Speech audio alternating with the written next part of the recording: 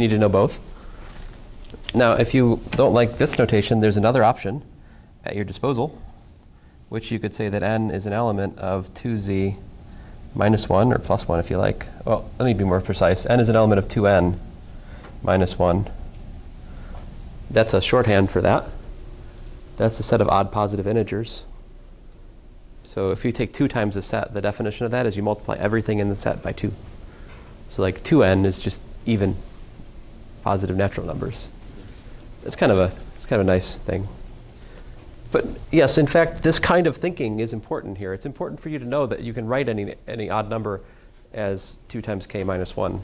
I do want you to learn that. Now, that said, I would still be happy if you said n is equal to 1 for odd n. That's also right. I just don't want to say you don't need to know this. Okay, that's all. Oh, the other one.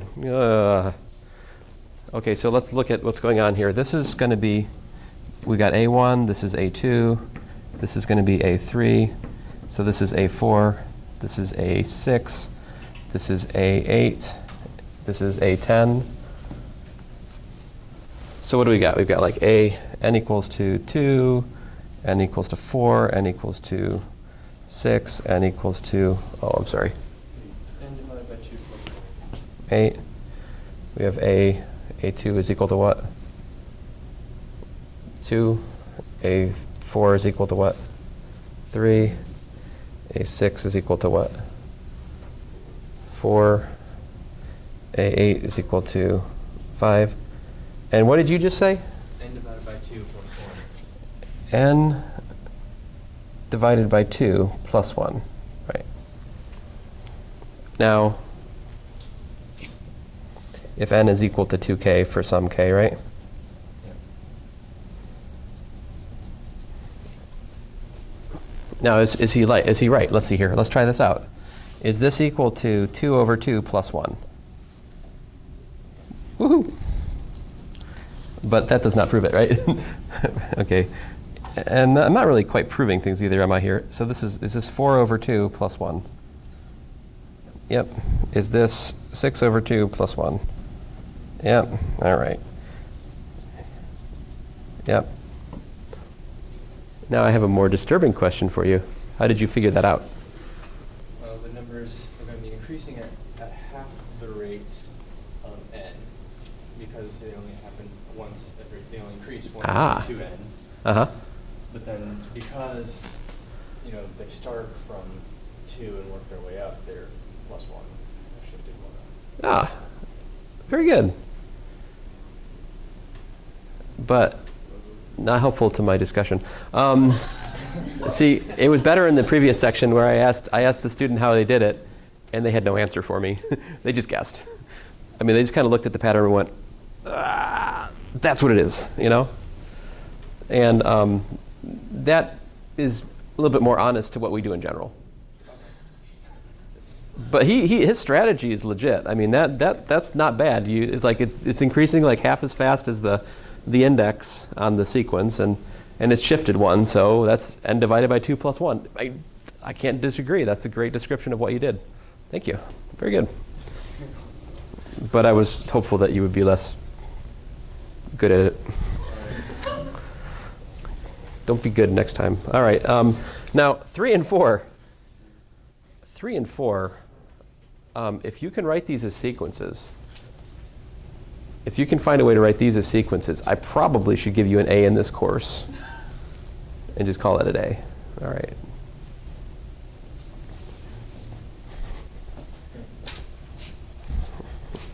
If you can realize those as a sequence, you have done something. All right?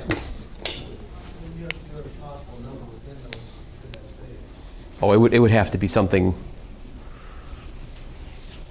non-obvious.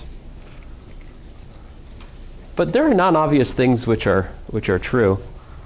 Or just here's another disturbing thing. You ever seen this, guys? Here we go. Here's a square, right? That was supposed to be a square. Oh well, I tried. Side length 1, right? So let's see here. How can I do this? I think if you go, let's see here, how to say this. Oh man. No, I want a triangle. Let's see here. What happens if I take this triangle and, oh, curses, I can't remember how to do this. Let's try something like,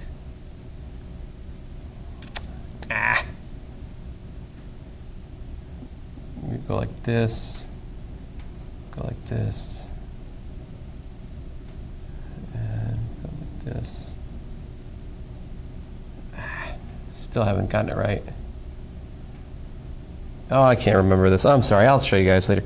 You can convince. I can't figure out stupid picture. It's a way of convincing yourself that the Pythagorean theorem is wrong, but I don't remember it off the top of my head. Stupid picture. If I had my laptop, I could show you. I have a link to it on my website. I'll try to do it next time. All right. So well, the devil's in the details. What I'm saying is, to get this, you would have to have devilish details, like to realize those sets as sequences would be. I don't know if it's. I'm not sure it's even possible. I don't know. Wolfram Alpha doesn't know. Yeah, definitely Wolfram Alpha would not know that. Okay, so. The concept of a sequence in and of itself is interesting, but what makes it more interesting is the fact that we can calculate what are called limits of a sequence, right? Like this sequence up here, right? The limit of that sequence, right, is what? It's a square root of 2, right? As you go way, way, way, way, way, way out, you get closer and closer and closer and closer to the square root of 2. So intuitively speaking, that means that the limit of the sequence is the square root of 2. Now that's not the definition. How do we define limit for a sequence? Well, that's what we're up to next. All right. Oh, I guess I should mention, we can also do things with sequences like add, subtract, multiply, divide, multiply by a number. Right? If you take any sequence and you add it to another sequence, you've got a new function from the natural numbers to the set, right? Well, to the reals at least. So of course we could add, subtract, and even scalar multiply a sequence and get another sequence. Just like we get old functions from new back in pre-calculus, right? Same song and dance. What follows, though, is a little less obvious. Definition. We say the limit as n goes to infinity of a sub n is equal to L. I'm assuming L, of course, is a real number, by the way. I guess to preamble, I should say something like, maybe that should be up here. Let L be a real number. I didn't even write it in the previous section. I'm not absolutely so convinced it needs to be written there. Suppose it's equal to L. All right. It depends on what your notion of equality is. Does equality apply to real numbers or concepts? Races. What's that? I said races. Race equality of races? If you insist, I suppose. All right. We say the limit as n goes to infinity of a sub n is equal to L if and only if. Here it is. And if and only if, you could also write as this arrow. So this is shorthand for if and only if. What that means is that what I'm writing here and what I'm about to write over here are interchangeable. Right. Here goes. For each epsilon greater than 0. And by the way, let it be our custom that if I say something is greater than 0, or if I say something is less than 0, by default, that something must be a real number. This is reasonable since these are the only things we know which are ordered. Right. So, but anyway, that's my custom. Otherwise, I would everywhere be writing let epsilon be a real number such that epsilon is greater than 0, and that would get really, really boring really fast. All right. Anyway, so for each epsilon greater than 0, there exists, let's say, n in the natural numbers such that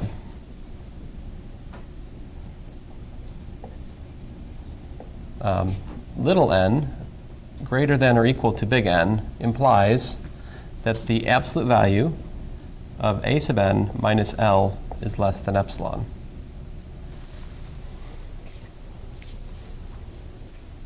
Let me try to draw a picture of this to show you what's going on. All right, so 1, 2, 3, 4, 5. Little break in the number line.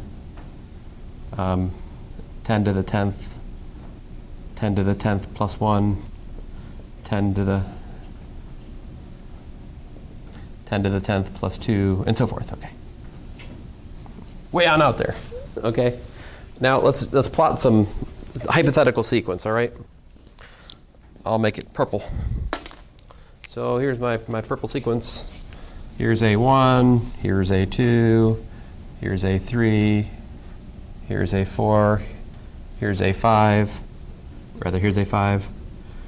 And then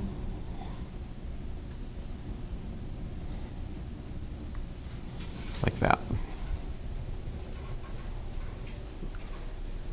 Probably need to zoom in on this. I'm not sure my dots are going to show up. You're going to make them bigger. You guys with me? All right. Now let's suppose that that is like 2, give or take.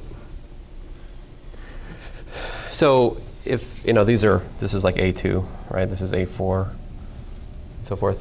So what would you say? The limit as n goes to infinity of a sub n is equal to what? 2, right. Now, what does that mean? Let me kind of try to unravel this definition, what it means geometrically. It's worth our time. So y equals to 2 is this horizontal line like so, right?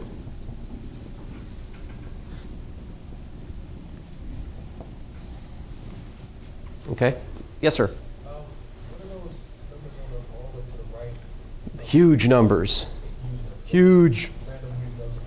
Yes, like Trump's poll numbers. Huge. Higher than that. What's that? Oh yes, higher than the national debt. That's a good reminder. You guys are all like, how many $100,000 in debt per capita? What? 100, 2? What is it? Yeah. It's okay. We'll print more money. What? I think the national debt might be bigger than that, actually. Yeah, it's. I don't. Yeah, I'm not sure 10 to the 10th is big enough. Is it big enough? Yeah, we're like 10 to the 12th. 10 to the 14th, right? What is it? I mean, who cares? Let's see here. It doesn't matter, right?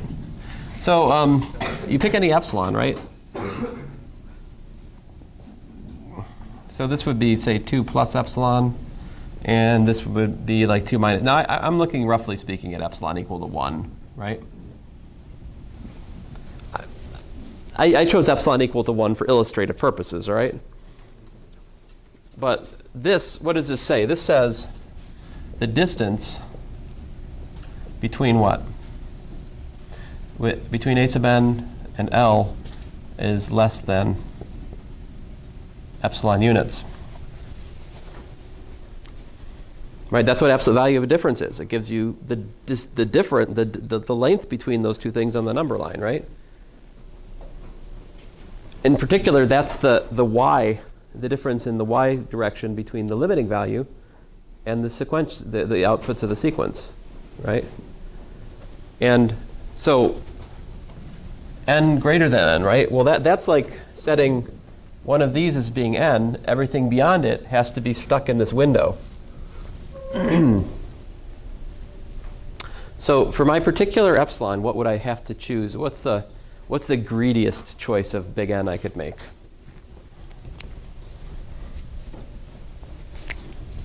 I think I could do this right here, right? I could let this be N. n could be 4. N would exist. Oh, 5. Duh. 4 would not work, right? In fact, 4 would fail because a sub 4 is more than epsilon units away from the limiting value.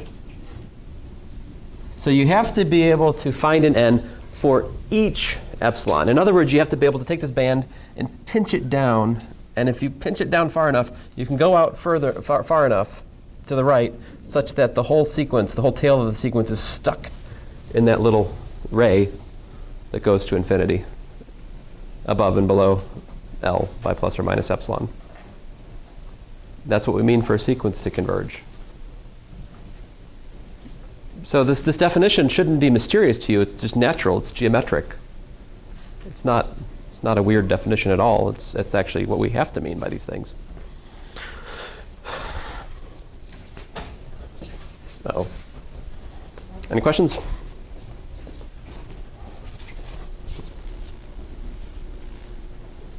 Oh, man. Curses. Oh, well, I was going to give you one more example of a sequence that was recursively defined. How did I run out of time today?